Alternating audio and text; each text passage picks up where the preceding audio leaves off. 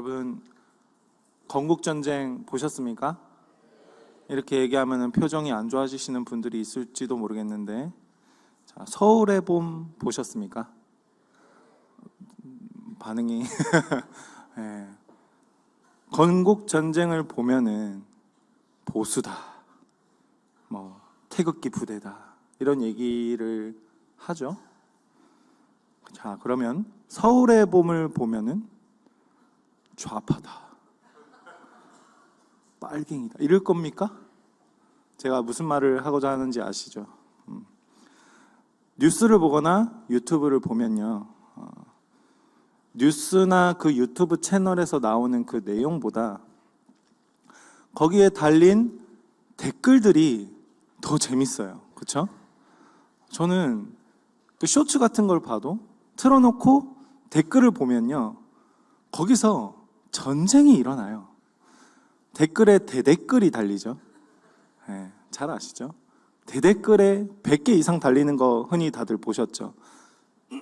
그거 보다 보면은 시간이 잘 가죠. 그럼 쇼츠는 계속해서 반복적으로 틀어져 있으면서 댓글을 보다 보면 그 쇼츠의 조회수가 막 올라가겠죠?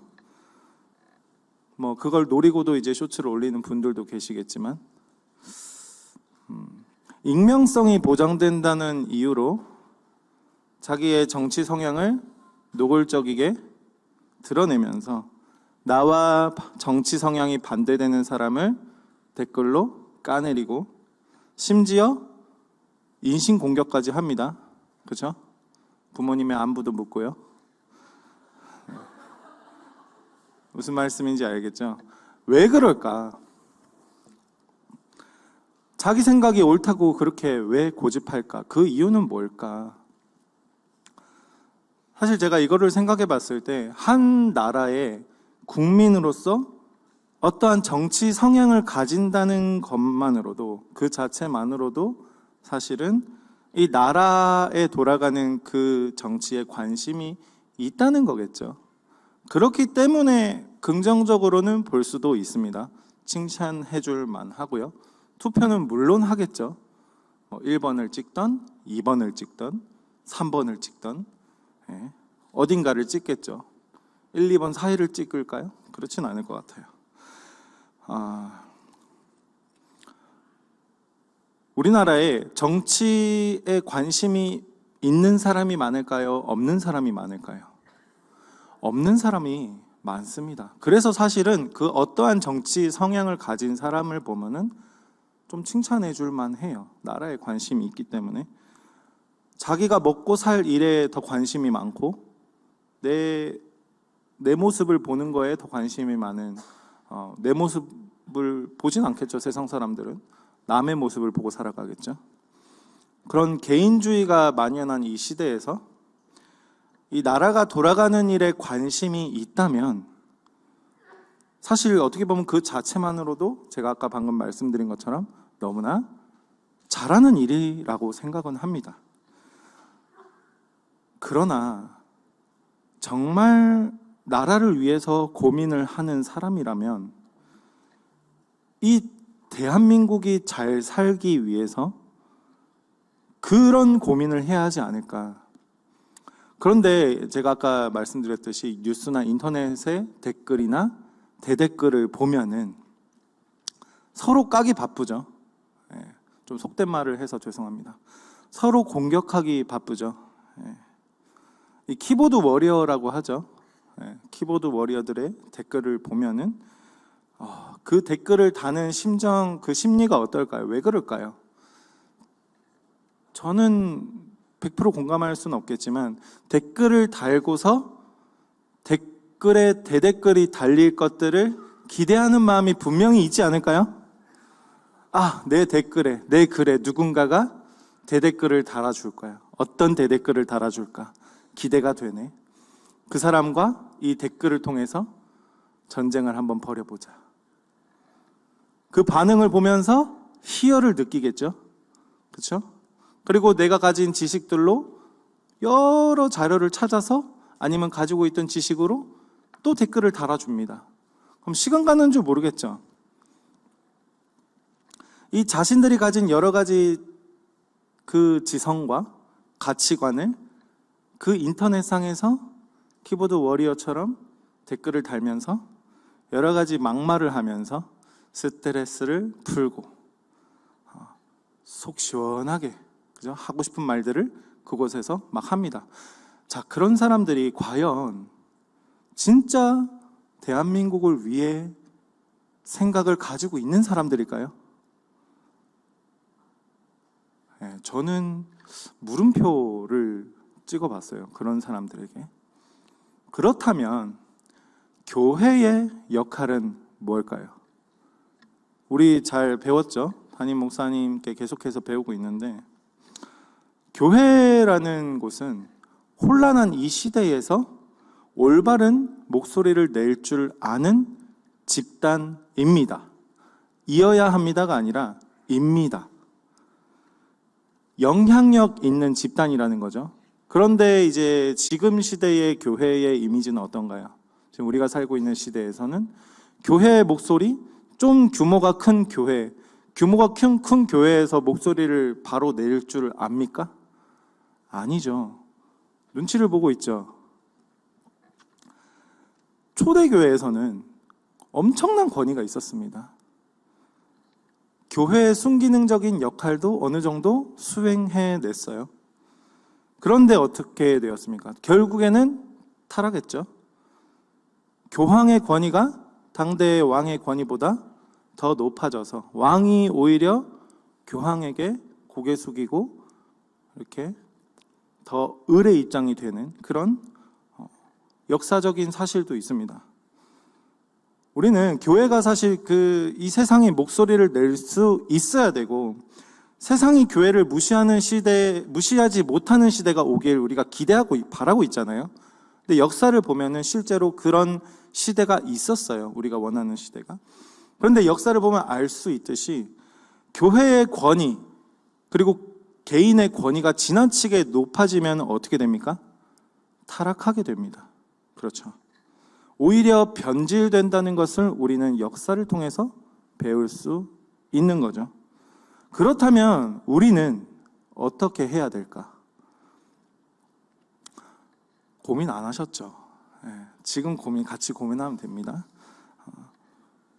우리는 성경이 말하는 것이 무엇인지 알아야겠죠. 그래서 성경 공부를 하고 예배를 드리고 훈련을 받고 셀 나눔을 하는 거죠. 카톨릭이 타락했을 때 마틴 루터가 종교개혁을 일으킴으로 교회를 개혁했듯이 교회는 계속해서 머물러 있으면 안 되고 스스로 개혁할 줄 알아야 된다고 우리는 배웠습니다. 그리고 교회가 스스로 개혁해서 하나님 앞에서 올바른 방향으로 나아갈 때 하나님께서 그 교회를 사용하시는 것을 우리는 성경을 통해서 보았습니다. 하나님께서는 어떤 분이십니까? 하나님께서는 온 세상을 만드신 분이죠. 이 우주를 만드시고 세상을 창조하신 분이십니다. 이 모든 세상을 다스리시는 분이시죠. 그런데 우리 교회만 해도 이 세상만 해도 갈등이 있잖아요. 그렇죠? 갈등이 있기 때문에 무언가 망하는 것 같지만 하나님의 관점으로 본다면요, 여러분들, 그 갈등이라는 거는 성장통에 불과할 수 있다는 겁니다. 전체적인 역사를 통해서 보자면요. 오늘 말씀의 주인공이 바울과 바나바 그리고 마가죠. 바울과 바나바의 의견이 서로 대립됐습니다. 하나님께서 이 둘의 갈등을 어떻게 사용하셨는지 우리가 오늘 말씀을 통해서 한번 배워봤으면 좋겠습니다. 이제 서론 끝났어요. 네. 오늘 말씀에 나오는 바울과 바나바는 목표 지점은 같았어요. 목표 지점이 어디였죠? 복음을 전하는 거였습니다. 그렇죠? 전도하는 거였습니다. 그런데 성향이 어땠습니까? 달랐죠. 완전 달랐습니다. 바울은 뭡니까?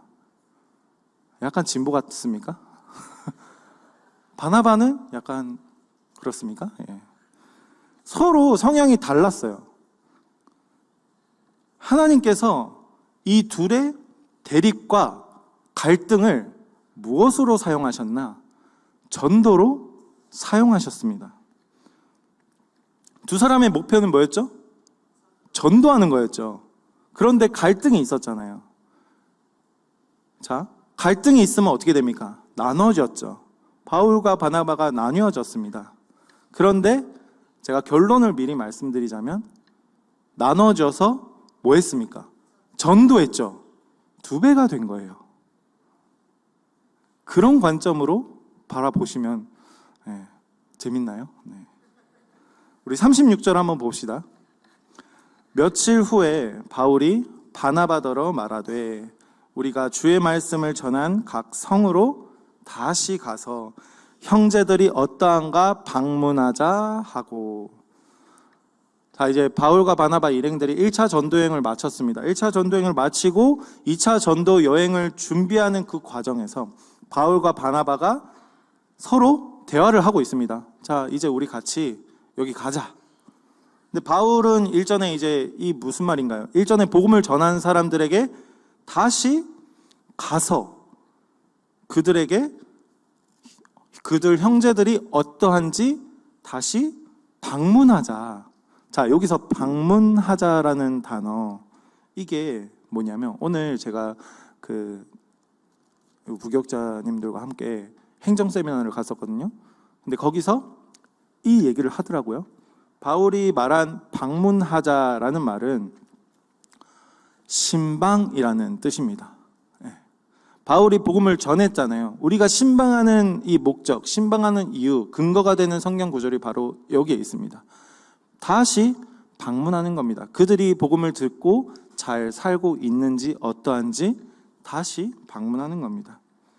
우리가 이제 셀장들이나 리더들, 팀장들, 교역자분들 모두가 신방하는 이유는 이 말씀에 근거했다고 우리가 이해하시면 좋을 것 같습니다. 다시 방문해서 그들이 잘 성경대로, 말씀대로 살고 있는가, 가정에서 어디서든.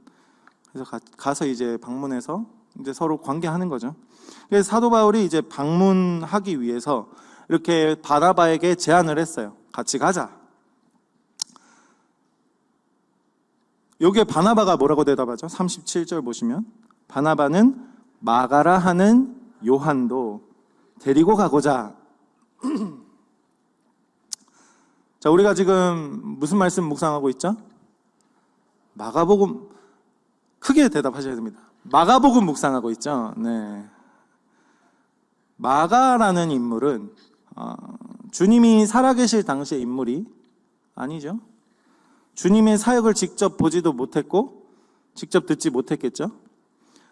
그런데 이제 베드로의 추종자였어요. 마가는 베드로의 추종자로서 베드로를 따라다니면서 기록한 것이 우리가 지금 묵상하는 마가복음이죠.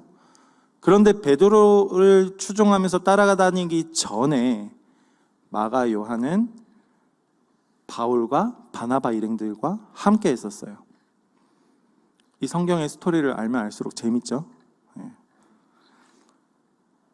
골로새서 4장 10절 말씀에 의하면 마가 요한은 이 바울과 바나바 중에 바나바의 사촌이었어요. 여기서 골로새서 4장 10절에서 바나바의 생질이라고 번역을 하고 있는데, 생질이라는 것은 사촌이 맞다고 우리가 보시면 됩니다. 마가는 처음에 이제 바울과 바나바를 따라서 1차 선교 여행에 따라간 인물이었습니다. 어디서 그 말씀 근거를 볼 수 있냐면 사도행전 13장 13절 보시면 우리 한번 볼까요? 네. 13장 13절 한번 띄워주실래요? 갑자기 부탁드려서 죄송합니다. 네. 한번 같이 읽어볼까요? 시작. 바울과 및 동행하는 사람들이 바보에서 배 타고 밤빌리아에 있는 버가에 이르니 요한은 그들에게서 떠나 예루살렘으로 돌아가고. 여기서 요한 누굴까요? 마가 요한입니다. 요한이 어떻게 합니까? 그들에게서 떠납니다. 자, 마가는 1차 선교 여행하고 그 중에 포기를 했어요. 예루살렘으로 돌아갔다는 말입니다. 마가는 그럼 왜 포기했을까 궁금하죠. 그런데 우리 성경에서는 언급하지 않고 있어요. 그래서 우리가 함부로 추측할 수는 없지만 우리가 이 성경에서 언급하지 않는 것을 우리는 어떻게 받아들이고 이해해야 되나 궁금하시죠? 그래서 우리는 성경의 문맥을 알아야 된다는 거예요. 이 단어에 집중하는 것이 아니라 성경에서 말하는 문맥상 의미가 무엇인지 잘 이해해야 된다는 거죠. 이 성경에 전체적으로 보았을 때 마가 요한이 중간에서 포기함으로써 무슨 일이 생기죠? 오늘 본문에 나타나는 바나바와 바울이 다툽니다. 그렇죠? 서로 갈라지게 하는 원인을 누가 제공했죠? 마가 요한이 제공했다고 볼 수도 있는 겁니다. 그러나 여러분들, 제가 서두에도 말씀드렸지만 하나님 입장에서 보면 어떻습니까? 그들이 둘로 나님으로써 한 장소에서만 전할 수 있었던 복음을 어떻게 합니까? 두 곳에서 전할 수 있도록 하나님께서 일하시는 겁니다. 자, 어떤 공동체든 어떤 사회든 갈등이 있죠. 제가 서론에서 말씀드렸다시피 우파와 좌파의 갈등이 있습니다. 교회 안에서도 비슷하겠죠. 누구파? 누구파? 이제는 몇 격으로 나뉘었죠? 5격으로 나뉘었습니다. 자, 1격우파인가 2격우파인가 이렇게 할 겁니까? 그러나 이 갈등 자체를 두려워하거나 피하거나 포기한다면 어떨까요? 자, 바이블키 강의를 제가 하고 있어요. 바이블키 모교 전역반을 하고 있거든요. 모교 전역반에서 거기에 거의 90%, 95%가 청년부입니다. 오, 미래가 밝습니다. 청년부가 10명이 넘어요. 예. 여기서 이제 서로 이제 말씀을 나누면서 믿음에 대해서 서로 나누죠. 믿음에 대해서 나누고 바이블키 강의를 할 때 저는 어떻게 하냐면 말씀 이렇게 다 알려줄 수는 있죠. 그런데 그 말씀 하나하나 의미 이렇게 스토리 다 알려줘봤자 여러분들 기억하십니까? 뭘 기억하냐면 거기서 나눴던 내 느낌, 내 생각들, 그 안에서 이 말씀을 가지고 서로 대화하면서 주고받는 그 나눔들, 그것들이 기억이 남는다는 거예요. 저는 그 방향으로 바이블키를 1년 동안 이끌고 갈 건데 거기서 이런 얘기를 하더라고요. 저는 아직 믿음이 없는 것 같아요. 누구라고 제가 말 안 했습니다. 10명 중에 1명일 거라고 상상하시면 안 됩니다. 판단하시면 안 되고 이 리더가 아니라고 하면 나는 아닌 것 같아요. 리더가 날 만약에 믿음이 없다라고 말하면 나도 믿음이 없다고 느껴질 것 같아요. 이러는 거예요. 제가 느끼기로는 가스라이팅 당하는 것 같다라는 생각도 조금 들었어요. 그런데 여러분들 청년부 시절을 다 겪어 오셨잖아요. 저도 마찬가지고 저도 공감이 되는 부분이 어느 정도 있습니다. 누군가에게 잘 보이기 위해서 신앙생활을 잘 하는 것처럼 보이기 위해서 무언가 내가 그 자리에서 리더를 하지 않으면은 도태되는 것만 같고, 그렇죠? 판단 당하는 것만 같고, 그 판단을 당하기 싫어서 내가 정말 애착을 느끼는 공동체는 이 함께하는 교회인데 그곳에서 내가 원하는 바대로 신앙생활을 하고 싶은데 자꾸만 공동체는 나를 가만 내버려 두지 않아. 그렇죠? 제가 3부 설교 예배 마지막에 그 3부 설교에서 뭐라고 했던 내용이 기억 혹시 나시나요? 똥을 싸세요. 뭐라고요? 네, 응아를 하시라고요. 이게 무슨 말이냐면 싫으면 싫다라고 해야 되죠. 그런데 예를 들어서 제가 리더입니다. 셀원입니다. 있으면 누구를 이렇게 올려보내고 싶은데 너 믿음이 없어 하면은 기분이 어떻습니까? 나쁘죠? 그럼 뭐라 해야 됩니까? 기분 나빠요. 그런데 이 사람은 어떻게 반응하냐면 제가 그런가요? 그렇지 않아 보이려고 무언가 횡설수설하고 뭔가 아는 지식을 다 동원해서 나의 믿음을 증명해 보이려고 애를 쓰죠. 얼마나 피곤합니까? 교회 오는 게 좋겠습니까? 싫겠습니까? 좋지만 싫은 거예요. 와서 공동체는 좋아. 근데 저 사람이 자꾸 나를 이렇게 꿰뚫어 보는 것 같아서 너무 싫어. 이 사람 싫어. 그런데 이 사람이 너무 잘하고 있어. 존경받을 만한 사람이야. 어떨까요? 참 내가 판단당하기 싫어서 내가 신앙이 없어 보일까 봐 하고 싶은 말을 하지 못하는 것들. 우리 장년부 성도님들께서는 너무 옛날 일이라서 잘 기억이 안 나시죠? 그렇죠? 네. 지금 일어나고 있는 일들입니다. 자, 차라리 마가처럼 중간에 포기한다면 여기서 여러분들 바나바와 같은 셀장이 품어주시면 되는 거예요. 자, 따라해 봅시다. 내가 바나바와 같은 셀장이 되겠습니다. 자, 다른 분 또 따라해 보세요. 내가 바울과 같은 탑 리더가 되겠습니다. 둘 다 필요한 거예요. 아멘이십니까? 네. 우리가 하나님이 하시는 일을 잘 이해해야 돼요. 모든 중심을 내 중심적으로 생각하면요, 하나님의 것을 이해할 수가 없습니다. 제가 어제 바이블키에서도 제가 예를 들어 드렸는데, 개미가 사람을 이해하겠습니까? 예를 들어서 개미가 코끼리 발톱에 붙었다고 칩시다. 코끼리 발톱 딱딱하고 허옇겠죠? 그러면 개미한테 묻습니다. 코끼리 어떻게 생겼노? 허옇고 딱딱합니다. 우리가 바라보는 하나님이라는 것은 그렇게밖에 못 바라본다는 거예요. 그런데 하나님께서 성경 말씀을 통해서 본인이 어떤 존재인지 계시를 해주시는 거죠. 그게 이 계시라는 거거든요. 말씀이 바로 계시인데, 그러면 우리가 이 말씀을 통해서 하나님이 어떤 분이신지 선명하게 알 수 있는 거잖아요. 그렇죠?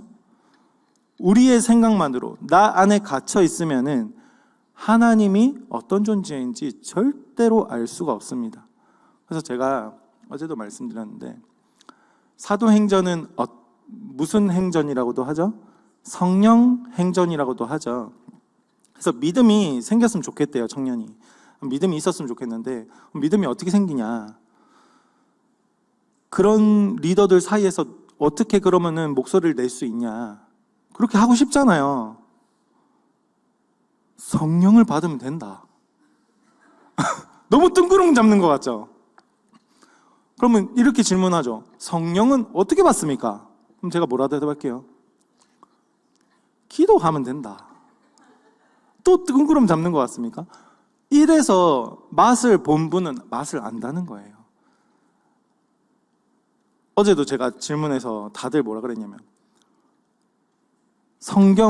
믿음이라는 것을 어떻게 받았습니까? 믿음이 어떻게 생겼습니까? 라고 질문했을 때 제가 혹시나 이 말씀을 묵상하고 읽음으로써 깨달아져서 믿음이 생긴 분 있다면 손 들어보세요 했는데 몇 명 손 들었을까요?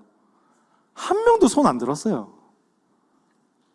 믿음이라는 것은 물론 이제 머리가 좋으셔가지고 IQ가 150 이상, 200 이상 되는 분들은 말씀을 들으면서 말씀을 봄으로써 이건 뭐지? 이러면서 하나님이라는 그 존재를 인식할 수도 있겠지만 보통 우리는 머리가 좋지 않아요.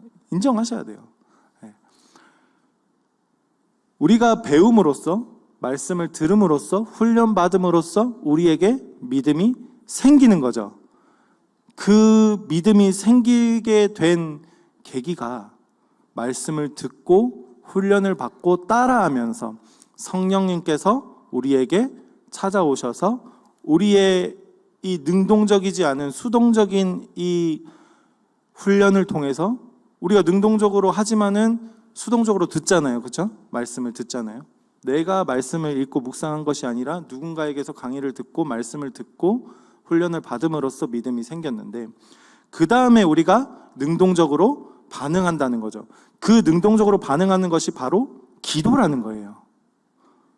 기도를 통해서 성령님을 받으면요, 든든합니다. 뭐라고요? 든든합니다.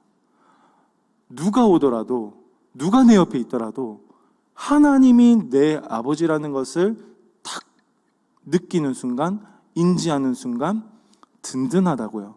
근데 이 믿음이라는 것이 생기고 난 다음부터 여러분들 성화의 과정의 시작이에요. 그래서 다른 종교와 다른 게, 우리 하나님을 믿는 이 기독교는 다른 종교의 끝 마무리가 우리에게는 시작이라는 거예요. 깨달음이 시작이라는 거죠. 그때부터 우리의 신앙생활은 시작되는 겁니다. 엄청난 고등 종교죠. 자, 다시 돌아와서 복음이 우리가 두 갈래로 하나님이 나눠지게 하셔서 바울 팀과 바나바 팀으로 나눠서 전파될 수 있도록 하셨죠. 담임 목사님께서도 이 교구를 5교구로 나누시고 청년부도 한 교구로 칩니다. 청년부까지 해가지고 이렇게 나누셨어요. 왜 이렇게 하셨을까? 궁금하지 않으시죠? 네. 제가 알려드릴게요. 왜 그러셨냐면 전도하기 위해서입니다.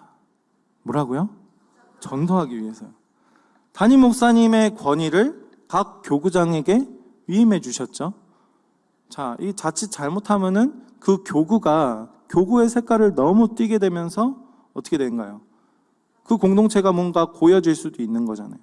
이런 위험성도 없진 않잖아요. 그런데 담임 목사님께서 각 교구마다 자기 색깔로 효과적인 전도를 하기 위해서 교구를 나누셨어요. 흩으셨어요. 권위를 위임하신 거죠. 여기서 이제 물론 나는 이 교구가 싫어요. 난 다른 교구 갈래요. 이런 분들 있죠. 네. 교회 안에서 그런 사람을 품는 바나바와 같은 분이 필요합니다. 그리고 바울과 같이 책망하는 사람도 꼭 필요합니다. 품는 것도 관심이고요. 책망하는 것도 뭘까요? 관심이에요. 사랑입니다. 우리가 이것을 오해하면 안 돼요. 분화가 안 된 사람은 이걸 이해를 못 해요. 꼭 분화를 또 가야 되나, 이렇게 분화로. 네. 바나바와 마가는 서로 이제 사촌지간이었잖아요. 그렇기 때문에 뭐 바나바가 마가를 감싸고 도는 것은 인간적으로 당연하다라고 볼 수도 있겠지만, 그리고 바울이 성격이 더럽다라고 사람들이 이렇게 보는 분들도 계시잖아요.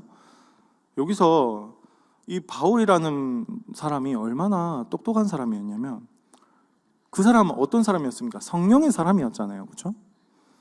상당히 똑똑했던 사람이었어요. 디모데후서 4장 11절에 보시면은 뭐라고 하고 있냐면, 한번 띄워주시겠어요? 디모데후서 4장 11절.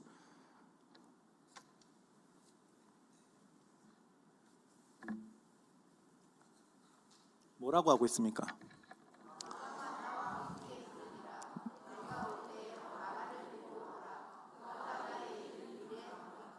누굴 데리고라 하고 있죠? 마가를 데리고라 하고 있습니다. 오늘 말씀에 15장 38절에 보시면 바울이 뭐라고 하고 있습니까? 바울은 밤빌리아에서 자기들을 떠나 함께 일하러 가지 아니한 자를 데리고 가는 것이 옳지 않다. 이 사람이 누구죠? 마가입니다. 근데 방금 읽었던 디모데후서 보면 마가를 데리고 오라. 그가 나의 일에 뭐하다? 유익하다. 이중인격인가요? 아니죠. 분화가 잘 되어 있던 거죠. 담임 목사님 말에 따르면. 예. 사도 바울 당시에 엄청 욕을 먹지 않았을까요? 막 이렇게 찌르고 안 된다. 강성이, 완전 강성이잖아요, 그 사람은. 그리고 사도 바울 예수님을 직접 본 사람도 아닌데 자신의 주장으로 3층 천에 올라갔다고 합니다. 누가 보면은 이단이라고도 볼 수 있잖아요. 그 자신을 예수 그리스도의 종이라고도 표현합니다. 자, 우리는 바울과 같은 사람, 이 사람의 성격, 그 사람의 외모를 보기보다는 그 사람이 얼마나 하나님을 사랑하는가, 그 사람이 얼마나 복음에 목말라 있는가를 볼 줄 알아야 됩니다. 그런데 이제 자기한테 쓴소리 좀 했다고, 나한테 내가 듣기 싫은 소리 좀 했다고 삐지는 분들, 여기는 안 계신데 다행입니다. 여기는 안 계신데, 안 계시니까 여기 앉아 계시겠죠. 예. 무엇을 볼 줄 알아야 되냐면 영적인 안목으로 사람을 볼 줄 알아야 되는 거예요. 그 사람이 얼마나 하나님을 사랑하는가, 그 사람이 얼마나 복음을 알고 이 복음에 목숨을 걸고 있는가를 볼 줄 아는. 그래서 어릴 때 여러분들 뭐 분화가 되려면 뭐 사랑을 받아야 된다, 물론 맞는 말씀인데, 하나님을 만나면요, 그래서 우리가 자아상 회복 세미나하고 큐티학교 하는 거거든요. 하나님을 만나면요, 어릴 때 못 받았던 그 사랑을, 하나님의 사랑을, 하나님을 만남으로써 분화가 되어지는 거예요. 아멘입니까? 이게 바로 기적이죠. 우리가 놓쳤어, 나는 어릴 때 사랑받지 못했기 때문에 나는 안 돼, 누구는 1% 누구는 굳이 노력하지 않아도 분화가 잘 되는 사람이 있는데 나는 왜 그럴까, 이럴 필요가 없이 누구든지 성령을 만나면요, 성령 안에서 분화가 되어집니다. 아멘입니까? 그리고 우리가 여기서 또 조심하셔야 될 게 있는데, 교회 안에서 아무리 착하고요, 아무리 헌신적으로 보여도 그 사람이 정말 하나님 나라를 사모하는 사람인가를 봐야 돼요. 아무리 착해 보이고 아무리 봉사를 많이 하더라도 사람들에게는 표현하지 않지만 하나님 나라보다는 자기 자신의 평판과 자기 자신의 인지도를 위해서 사람들에게 친절을 베풀고 잘해주는 사람이 있을지도 모릅니다. 그런 사람들은 그 안에 뭐가 있을까요? 자기 뜻이 있는 거예요. 예를 들어서 뭐 사업을 하는 사람이라면 사업의 잘됨을 위해서 내가 친절을 베풀고 그 사람들과 좋은 관계를 유지해야 하기 때문에 교회에서 좋은 사람으로 보여지려고 애쓸 수도 있겠죠. 그런데 반대로 성격이 더러워 보여도 교회를 사랑하는 사람이 있어요. 누군가 떠오르시나요? 아니 됩니다. 네. 이렇게 하시면 안 되고요. 모른 척 이러고 있어야 됩니다. 네. 오해하시면 안 돼요. 제가 누구라고 말 안 했습니다. 네. 바울이 억울했듯이 그분도 얼마나 억울하시겠어요. 그렇죠? 물론 사람마다 다듬어져야 될 부분이 있겠지만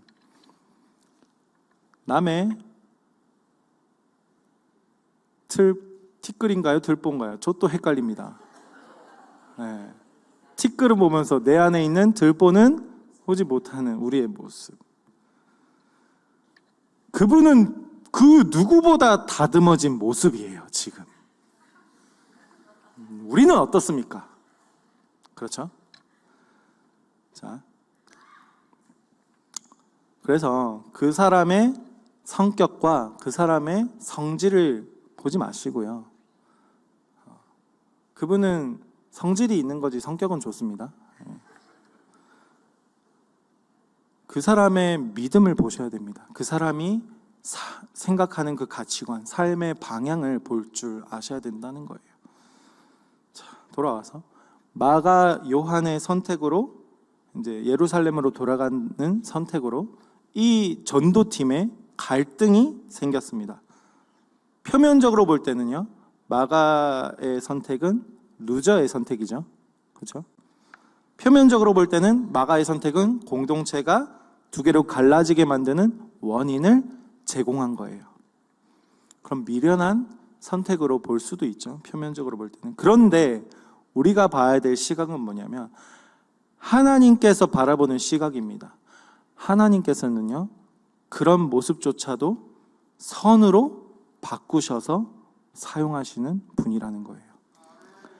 하나님께서 우리의 불순종조차 선으로 바꾸실 수 있는 능력이 있다는 것을 인정해야 됩니다. 여기서 오해하시면 안 되는 게 불순종하라라는 말을 절대 하지 않았습니다. 저는 불순종함에도 불구하고 우리 아무리 노력해도 우리는 불순종하고 살아가잖아요. 우리에게 죄성이 남아있기 때문에 불순종함에도 불구하고 하나님께서는 그 불순종마저도 선으로 바꾸시는 분이십니다.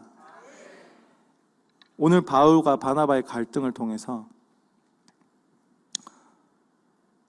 우리가 하나님께서 일하시는 것을 바라보는 그 영적인 시각이 갖춰지길 주님의 이름으로 축원드립니다.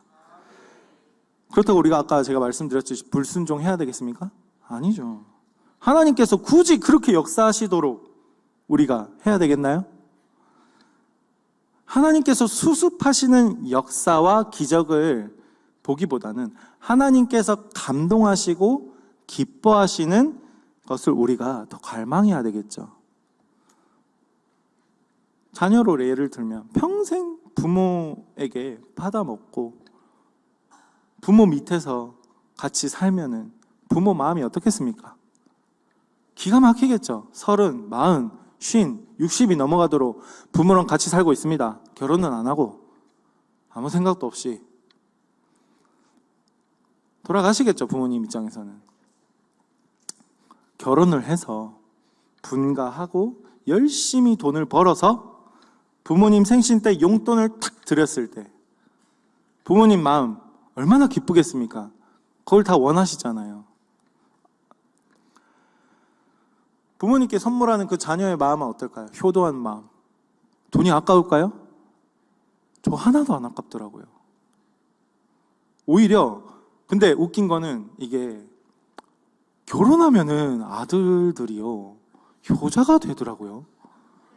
이 진짜 조심해야 될 거거든요. 이게 좋다고 말하는 게 아니라 이제 이건 결혼을 해봐야 아는데 이때 자 우리 청년들 결혼하면은 엄마가 너무 보고 싶고 너무 짠해요. 그때 아내한테 잘해야 돼요. 이건 좀 그렇습니다. 절대 아내한테 엄마 불쌍하다, 엄마 보고 싶다 절대 하면 안 돼. 맞죠? 맞죠? 안 돼요. 나와 평생 살 사람은 누굽니까? 아내입니다. 아내지 엄마가 아니에요. 줄을 잘 서야 됩니다. 그래야 사랑받습니다. 엄마도 그때 우리 아들 절대 안 됩니다. 그 며느리 앞에서 우리 아들 아니 옳시다. 평생 내가 기른 자식이라도 이제는 새로운 한 가정을 꾸린 가장이잖아요. 인정해줘야 됩니다. 분리를 해야겠죠. 다시 돌아와서 서로 의견이 다를 수 있습니다. 너무 다시 돌아왔나요? 서로 의견이 다를 수 있습니다. 바울과 바나바로 다시 돌아왔습니다. 당시에 바울은 엄청 똑똑한 사람이었죠. 우리가 사는 세상에 갈등이 없는 공동체가 있을까요? 단 한 곳도 없습니다. 교회도 마찬가지로 갈등이 무조건 있습니다. 그런데 그 갈등을 회피하기 위해서 직면하기 싫으니까 그냥 잘하는 척, 아는 척, 척척 박사죠. 그렇게 있는 것이 과연 옳은 일인지. 제가 청년부에서 뭐라고 그랬죠? 똥을 싸세요. 척척 하고 있는 것이 옳은 일인지 한번 생각해 보셨으면 좋겠습니다. 내가 부정당하는 것을 두려워하지 마세요. 내가 원하지 않아도 언제든 부정당하고 있어요. 이 세상을 살아가는 동안. 오로지 나를 긍정해 주시는 분은 누구죠? 하나님이세요. 그러니까 하나님을 알 때 내가 부정당하더라도 나를 긍정해 주시는 그 하나님의 힘을 힘입어서 이 땅에서 살아갈 수 있을 때, 그때 바로 든든하다라는 것이 내 마음에 확 자리 잡는 거예요. 그럼 누굴 만나더라도 내가 믿는 하나님이 있는 거예요. 그게 바로 성령을 아는 사람이고 기도하는 사람입니다. 자기 생각을 고집하는 건 옳지 않지만요, 내 의견을 내는 거를 두려워하면요, 그게 바로 이기심이고 자기중심적이라는 것을 우리가 아셔야 돼요. 뭐라고 그랬죠 방금? 내 생각을 고집하는 건 옳지 않지만 내 의견을 내는 것을 두려워한다면, 내 목소리를 내는 것, 판단당할까봐, 창피함 당할까봐 그것을 두려워한다면 그게 뭐냐면 이기심입니다. 그게 바로 자기중심적이라는 겁니다. 꼭 명심하셨으면 좋겠습니다. 예전에 제가 청년부에 있을 때 리더가 있었어요. 누구라고 말씀드릴 수는 없지만 야성이 있는 리더였어요. 공동체를 역동시키는 아주 주된 역할을 했던 분이에요. 그분은 바나바와 같았어요. 바울과 같은 분과 맨날 싸웠어요. 그 역동 속에서 저는 부흥을 받습니다. 청년분들, 부흥을 경험하고 싶으시죠? 아멘 없네요. 부흥을 경험하고 싶지 않으세요? 오늘 말씀을 듣고 하나님께 한번 기도해 보세요. 정말 내가 하나님을 믿고 있는지, 누구 눈치를 보고 있진 않는지 한번 직면해 보셨으면 좋겠습니다. 뭐가 있어야 된다 했죠? 복음을 알아야 된다 그랬죠, 제가. 성령을 알아야 된다 그랬죠. 성령을 알기 위해서는 뭘 해야 된다 그랬죠? 기도를 해야 된다 그랬습니다. 어떻게 기도해야 되는지 물으신다면, 하나님, 어떻게 기도해야 내가 성령을 받을 수 있습니까? 라고 기도하는 게 기도입니다. 다들 공감이 안 되시나요? 한 가지 팁을 드리자면, 기도할 때 말씀을 묵상하고 그 말씀을 가지고 한번 기도해 보셨으면 좋겠어요. 새벽 기도 때나 언제나 그 말씀 가지고, 그 말씀이 이해가 안 된다면 그 말씀을 다시 보시고요. 기도 시간에 꼭 눈 감고 기도하라는 법 없죠? 그래서 기도도 율법적이게 하는 분들이 있는데, 저도 그랬고 옛날엔. 기도 제목이 생각이 안 난다면은 메모장에 메모를 하세요. 그럼 메모하셔가지고, 요즘 휴대폰 좋잖아요. 휴대폰 메모장에다가 메모를 하시고, 기도할 때 기도하다가 뭐 이렇게 하다가 뭔가 시간이 안 가는 것 같아. 그럼 메모장을 탁 펼쳐서 기도 제목을 보는 거예요. 그럼 보시고 읽으시면서, 하나님 또 이런 기도 제목이 있었네요. 기도합니다. 나와 함께 해주세요. 이런 식으로 기도하면은 시간이 잘 갑니다. 저도 1시간 기도한 것 같은데 시간 딱 보니까 3분 지나가 있었던 적이 있었고요. 한 1분 기도한 것 같은데 40분이 지나간 적이 있었어요. 예전에는 뭐 이렇게 막 서가지고 막 이렇게 방기도 하다 보니까 한 3시간이 지나가 있었던 적도 있었고, 근데 그런 경험들이 우리가 하나님과 친밀해지는 과정 중에 하나라는 거죠. 바울은 제가 아까 이제 우리 여기서도 말씀에서 봤듯이 마가를 나의 동력자라고도 부릅니다. 예전에는 뭐라 그랬다 그랬죠? 수준이 안 되니까 이 사람 뺍시다 그랬잖아요. 그렇죠? 우리말로 쉽게 말해서. 근데 바울은 마가에 대해서 나의 동력자라고도 빌레몬서에서도 이야기하고 있어요. 오늘 말씀에서 41절 보시면은 마지막에 성경에서는 이 갈등과 분리를 가지고 이렇게 평가하고 있습니다. 수리아와 길리기아로 다니며 교회들을 경고하게 하니라. 자, 갈등의 결과가 뭐였습니까? 교회들을 경고하게 하는 겁니다. 우리가 내가 바울의 입장이 될 수도 있고요. 내가 바나바의 입장이 될 수도 있고 내가 마가 요한의 입장이 될 수도 있습니다. 이 모든 것이 교회 공동체에서 일어나는 일이죠. 내가 누군가 셋 중에 한 명의 입장이 분명히 처할 거예요. 그런데 그 한 사람의 역할이 교회 구성원의 그 역할입니다. 내가 누가 되든 간에. 우리 중에 비슷하지만 똑같은 사람 한 명이라도 있습니까? 조금 성향이 비슷하기도 하고 조금 생각이 비슷하기도 하지만 똑같습니까? 아니죠. 단 한 명도 나와 같은 사람이 없는데 이 공동체 안에서 함께 같은 마음을 가지고 간다는 게 쉬운 일이겠습니까? 어려운 일이죠. 그런데 우리가 모두 다 다른데 딱 하나 같은 게 있어요. 뭘까요? 바로 복음을 전하는 일입니다. 사도 바울과 바나바가 한 가지가 같았죠. 전도하는 것이 똑같았어요. 이후에 마가 요한을 집필하면서 우리가 읽는 이 성경의 한 페이지를 기록하였죠. 그래서 서로 다르다고 할지라도 틀린 게 아니라 다른 겁니다. 뭐라고요? 틀린 게 아니라 다른 겁니다. 내가 마음에 들지 않는 사람이라고 할지라도 너무 마음에 안 든다고 하면은 안 봐도 돼요. 어쩌겠습니까? 너무 싫어. 꼴보기가 싫어. 그러면 어떻게 할 거예요? 노력해서 봐야겠습니까?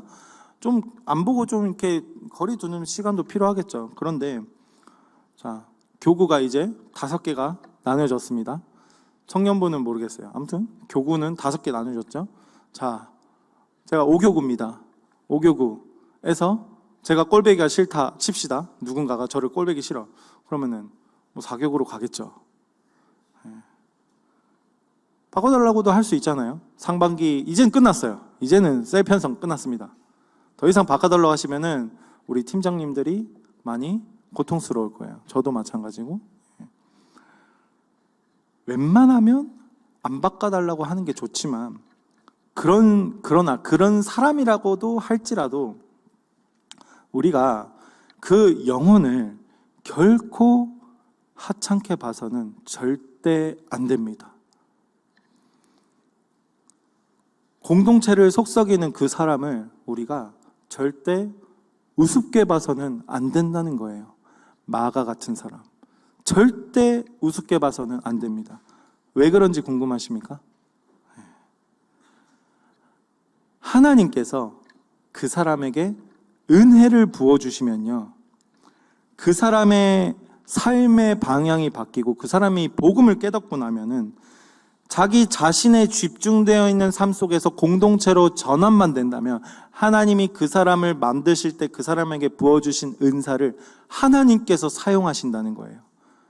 그때 우리가 판단했던, 우리가 우습게 봤던 그 사람을 통해서 하나님은 나를 부끄럽게 만드실 거예요. 담임 목사님께서도 이렇게 말씀하셨어요. 교구 누가 들어오던 거부하지 마라. 왜 그랬겠습니까? 제가 방금 말씀드린 이 내용을 담임 목사님께서 아셨기 때문입니다. 하나님께서 그 사람을 만지시면요, 어떻게 변할지 모릅니다. 그 사람은 절대 우리는 우리의 안목을 의지해서, 우리의 생각을 의지해서 판단하면 안 되고요, 하나님의 시선으로 볼 줄 알아야 됩니다. 그게 바로 영적인 안목입니다.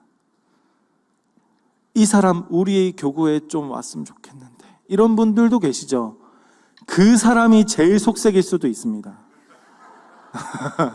이 사람 우리 셀에 좀, 그 사람이 제일 속을 썩일 수도 있어요. 그래서 우리는 어떤 사람이 나와 함께 하든지 간에 하나님께 묻고 하나님께 나의 생각을 온전히 맡기는 우리가 되었으면 좋겠어요. 저는 이제 5교구를 맡아서 제가 하는 기도 제목이 있습니다. 저도 이제 교구에 누구가 오던 간에 거부한 적은 한 번도 없거든요. 무슨 기도 제목이냐면, 우리 교구를 통해서 하나님의 사랑을 알고 우리 교구에서 복음을 깨달아서 함께 전도하는 일당 백의 성도가 될 수 있게 해달라고 저는 기도하는 마음으로 이번 36기 셀라이프를 시작했습니다. 말씀을 맺겠습니다. 바나바와 바울의 갈등을 우리가 살펴봤죠. 그 갈등의 중간에 선 마가 요한. 하나님께서 마가 요한을 훈련시키셔서 마가복음을 집필하게 하셨고요. 바나바와 바울의 갈등을 통해서 전도가 2배로 되어지는 놀라운 역사를 하나님께서 허락하셨습니다. 우리 교회에서도 많은 사건과 많은 갈등이 있었고요. 앞으로도 많은 갈등과 많은 사건들이 있을 거예요. 그러나 우리가 잊어서는 안 될 한 가지의 목표는 무엇입니까? 바로 복음이라는 것을, 전도하는 것을 잊어서는 안 됩니다. 갈등을 두려워하기보다는요, 내 눈앞에 있는 눈에 보이는 사람을 두려워하기보다는, 내가 판단당할 것에 두려워하기보다는, 내가 사람들의 평판을 두려워하기보다는 하나님을 두려워하고 하나님을 경외하는 함께하는 교회 성도들이 되었으면 좋겠습니다.